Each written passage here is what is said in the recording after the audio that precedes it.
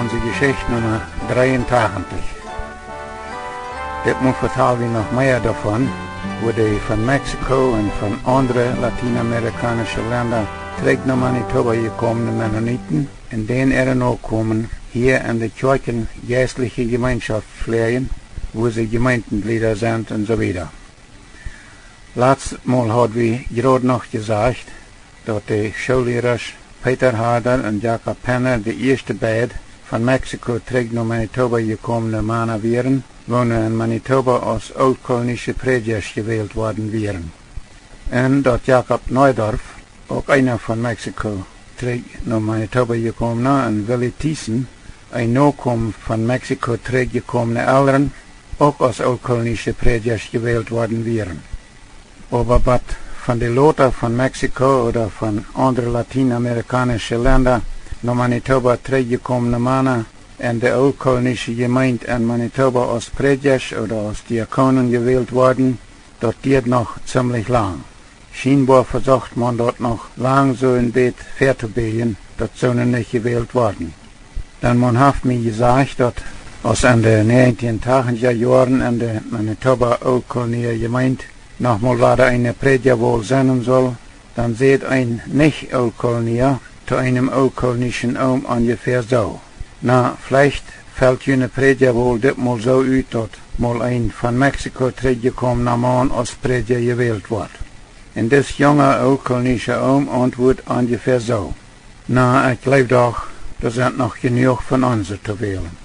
Also auch hier lässt sich dort fehlen, dass man in Süd-Manitoba damals noch immer nicht ganz von dem Wie und Je weggekommen wäre. Aber ich glaube, dass Wie und Je ist hier doch endlich mehr verschwungen. Dann die drei nie gewählte Prägers und die neue German Old Colony Mennonite Church of Manitoba sind auch allemal von Lateinamerika direkt nach Manitoba gekommen. Und wenigstens einer von den anderen oldkolonischen Gemeinde Prägers erstmal mit seinen Eltern taub von Belize nach Manitoba gekommen. Vielleicht haben die Manitoba Oldkolonier sich in den letzten Jahrzehnten angefangen mehr mit den Oldkolonier in Ontario gelegt zu feilen, wie sie da in den letzten 25 Jahren auch viel besser gelehrt haben, in Harmonie taub zu arbeiten und dadurch ein viel besser organisiertes Gemeindenleben haben.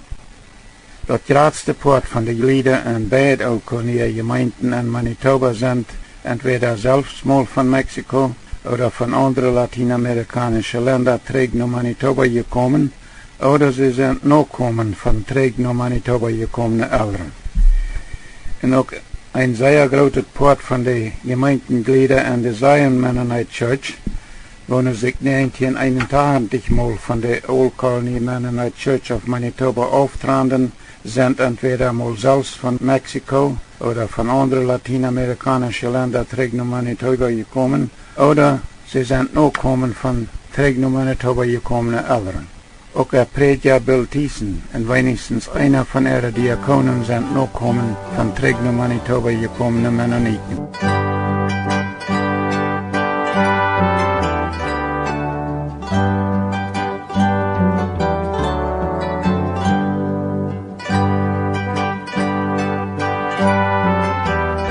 En nu de Sommerfelder Mennonite Church of Manitoba. Sommerfelder Families, wenn die von Mexiko terug nach Manitoba kamen, die waren hier meistens war der Port von der Sommerfelder Gemeinde. Und auch einzelne terug nach Manitoba gekommene Oldkolonier-Families von Mexiko waren hier in Manitoba von Anfang an als Sommerfelder. Dort auch Oldkolonier-Families hier in Manitoba Sommerfelder waren, wenn die terugkamen von Mexiko. Dort passiert vielleicht zum Teil durchwählen, dort von ihren oldkolonischen Verwandten und Freunden, wo noch nicht nach Mexiko ausgewandert wären, hier all nur die Sommerfelder übergewonnen wären. Dann in den Jahren von 1927 bis 1936, als dort in Manitoba noch keine nie organisierte Oldkolonier-Gemeinde gab, dann gingen viele Oldkolonier-Familien, wo hier in Manitoba wohnen geblieben wären, über nur die Sommerfelder Gemeinde. Einige von den direkt nach Manitoba gekommenen und nur die Sommerfelder Gemeinde übergewonnenen oldkolonische Männer hadden eine sonderbare Abfotung von, wat der Unterschied wäre an Ölkolonien seien oder Sommerfelder.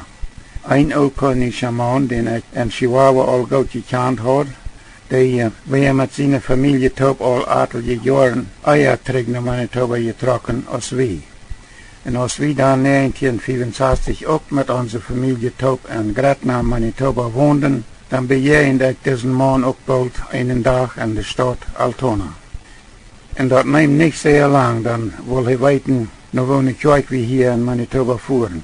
Und wills wir dann noch an einige Sindel an der einzige Kirche in Gretna, in der Bergtaler Kirche gewast werden, und an andere Sindel an der Blumenarter Kirche in Rosenart oder Rosetown von der, sehe ich zu diesem Mann, wir sind uns noch nicht ganz einig dahin, in wo eine Kirche wir uns hier merken wollen.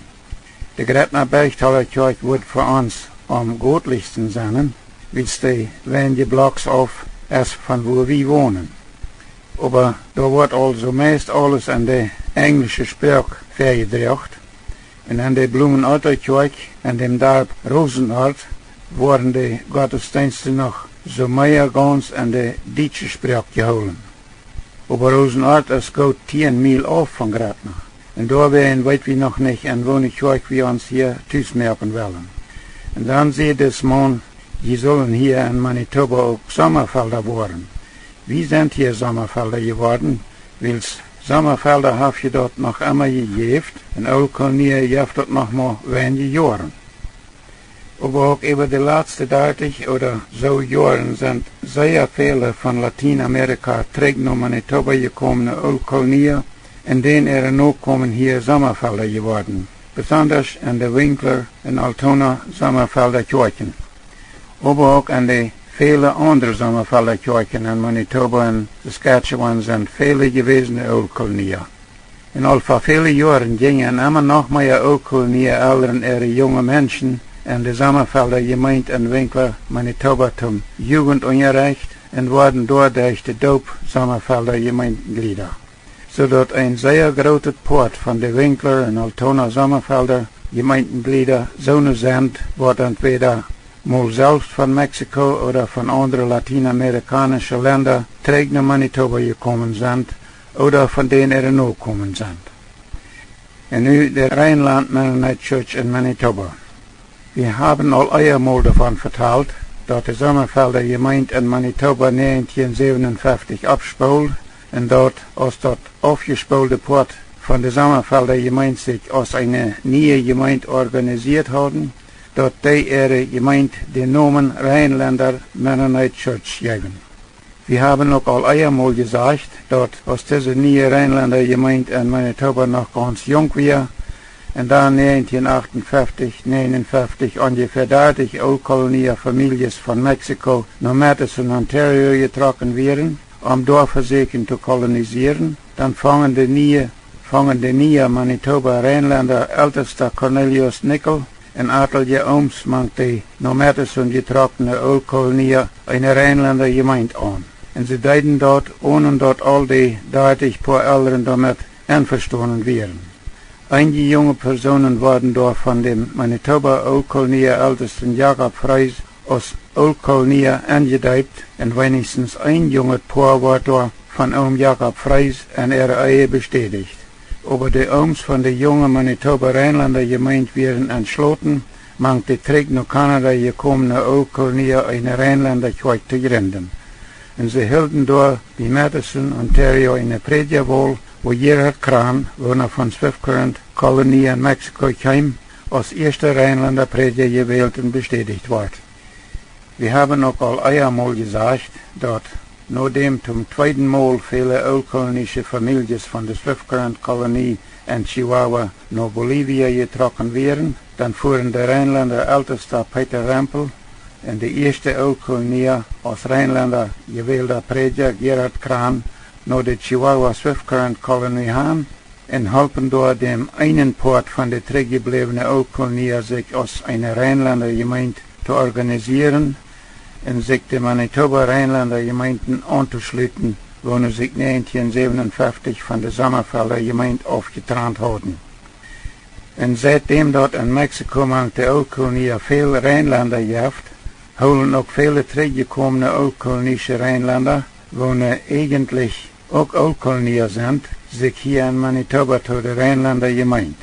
Besonders holen sich hier in Manitoba viele von onze Oldkolonier tot de Winkler en Altona Rijnlander Kirchen, aber auch in andere Rijnlander Kirchen sind von onze gewesene Oldkolonier. Man sagt mir dort an der große Rijnlander Kirche en Winkler von der vielleicht mehr Glieder von oldkolonischem Hintergrund sind als von sommerfeldschem Hintergrund. Auch an den verschiedenen Konferenzkirchen en Winkler, so noch als Bergtaler Mennonite Church, Emmanuel Mennonite Church, Grace Mennonite Church, MB Mennonite Church und die zwei IMMC-Kirchen en Winkler sind eine ganze Anzahl von unseren nach Manitoba gekommene Mennoniten. Und auch an der IMMC-Kirche in Altona sind sehr viel von unseren Mennoniten. Und da sind auch Atelier an der Bergtaler Kirche in Altona. Auch an Morden gehören von unseren Mennoniten zu verschiedenen mennonitische Gemeinden und auch zu der Alliance Church. Und dann gibt es in Winkler, büter der viele mennonitische Kirchen, auch noch eine Baptistenkirche, wo die meisten Glieder auch so sind, wo entweder mal selbst von lateinamerikanischen Ländern nach Manitoba gekommen sind oder von denen noch gekommen sind. Diese Baptistengemeinde ist ganz unabhängig von allen anderen Baptistengemeinden. Und diese Gemeinde, oder vielleicht rechter gesagt, diese Gemeinde der Prediger, anerkennt keine Menschen ihre Daub an, wo nur in mennonitische oder auch in nicht-mennonitische Gemeinden gedeiht worden sind, auch da noch nicht, wenn das eine Unterdopungsdaub gewesen ist. Jeder Mensch, der ein Glied von dieser Baptistengemeinde worden will in Winkler, dem hat das dadurch worden, dass er oder sie in diese Kirche durch Unterdocken gedeiht wird. Und dann gibt es in Horndien, Manitoba, auch noch eine Conservative Mennonite Church, von wo ihre Glieder auch ein Port von Lateinamerika zurückgekommene Mennoniten sind.